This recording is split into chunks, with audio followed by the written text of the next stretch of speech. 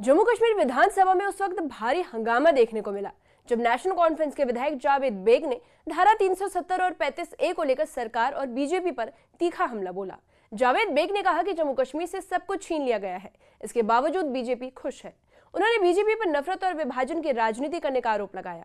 Javed bag का कहना था कि धारा 370 के जरिए ही जम्मू कश्मीर और भारत के बीच एक संवैधानिक रिश्ता था और जैसे ही यह बयान सदन में आया, बीजेपी विधायकों ने कड़ा विरोध शुरू कर दिया और जोरदार नारेबाजी होने लगी। बीजेपी विधायकों ने जावेद बेग के बयान को असंवैधानिक बताते हुए इसका विरोध किया और साथ ही नेता प्रतिपक्ष सुनील शर्मा ने कहा कि भारतीय संविधान में स्पेशल स्टेटस जैसा कोई शब्द नहीं है। उन्होंने चुनौती देते हुए कहा कि अगर जावेद बेग संविधान में शब्द दिखा देते हैं तो वो किसी भी सजा के लिए तैयार है। और इस दौरान सदन में हालात इतने बिगड़ गए कि बीजेपी विधायक जावेद बेग के खिलाफ नारे लगाने लगे। वहीं नेशनल कॉन्फ्रेंस और कांग्रेस के विधायक बेग के समर्थन में नारेबाजी करने लगे। बीजेपी के विधायकों ने भारत माता की जय के नारे लगाए, जबकि एनसी विधायकों का नारा था धारा 370 की वापसी होगी। मामला बढ़ता देख कैबिनेट मंत्री सतीश शर्मा को हस्तक्षेप करना पड़ा। उन्होंने कहा कि बीजेपी नेताओं को जम्मू कश्मीर के इतिहास की सही जानकारी नहीं है। बीजेपी और एनसी कांग्रेस सामने सामने, नारेबाजी, आरोप प्रत्यारोप और तीखी बहस। विधानसभा का माहौल उस वक्त गर्मा गया जब नेशनल कॉन्फ्रेंस विधायक जावेद बेग ने धारा 370 और 35A का मुद्दा उठाया। बेग ने बीजेपी पर निशाना साधते हुए कहा कि जम्मू कश्मीर से सब कुछ छीन लिया गया है और इसके बावजूद बीजेपी खुश नजर आ रही है। आर्टिकल 370 एक minute please let me speak.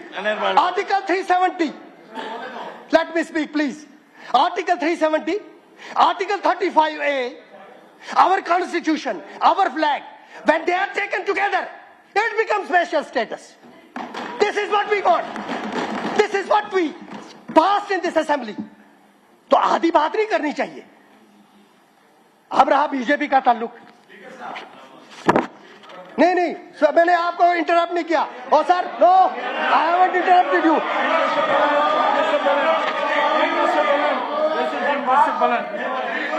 सुने आप अपनी बारी पे सर, आप अपनी बारी पे बोले। आपकी बारी आएगी,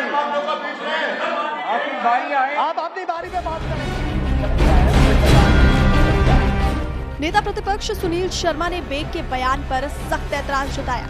सुनील शर्मा ने कहा कि भारतीय संविधान में स्पेशल स्टेटस जैसा कोई शब्द मौजूद नहीं है। उन्होंने यहाँ तक कह दिया कि अगर बेग ये शब्द संविधान में दिखा दे तो वो किसी भी सजा के लिए तैयार है। आज आपके बाल निकालने हैं मैंने।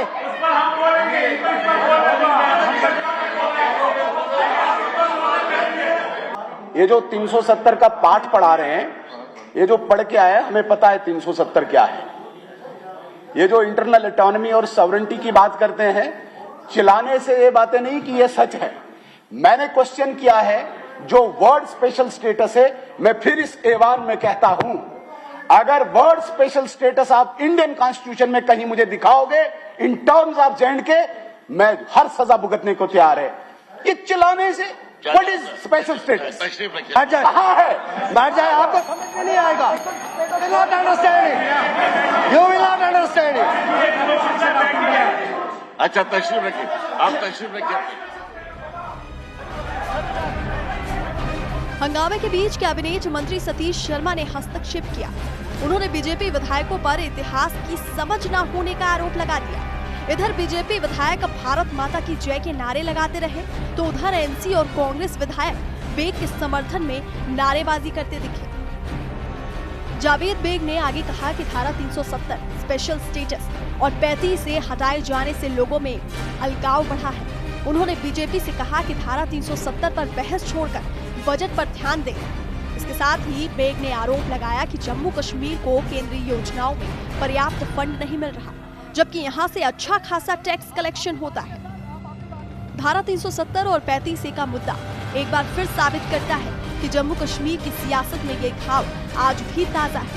विधानसभा में चला ये हाई वोल्टेज ड्रामा आने वाले दिनों में राजनीतिक टकराव को और तेज कर सकता है। Bureau report, news 18। विधानसभा में धारा 370, 35A और स्पेशल स्टेटस को लेकर जारी हंगामे के बीच जावेद बेग ने एक बार फिर बीजेपी पर गंभीर आरोप लगाए हैं। उन्होंने कहा कि धारा 370 स्वायत्तता और 35A खत्म होने के बाद जम्मू कश्मीर के लोगों में अलगाव की भावना बढ़ गई है। बेग ने बीजेपी नेताओं से कहा कि वे पुराने मुद्दे को उछालने के बजाय बजट पर ध्यान दें। जावेद बेग ने यह भी कहा कि जम्मू कश्मीर देश का हिस्सा है और इसमें कोई शक नहीं। ऐसे में केंद्र सरकार से मिलने वाले फंड को किसी एहसान की तरह नहीं देखा जाना चाहिए। उनका आरोप था कि जम्मू कश्मीर से अच्छा टैक्स कलेक्शन किया जा रहा है, लेकिन इसके मुकाबले केंद्र प्रायोजित योजनाओं में राज्य को पूरा और उचित हिस्सा नहीं मिल रहा।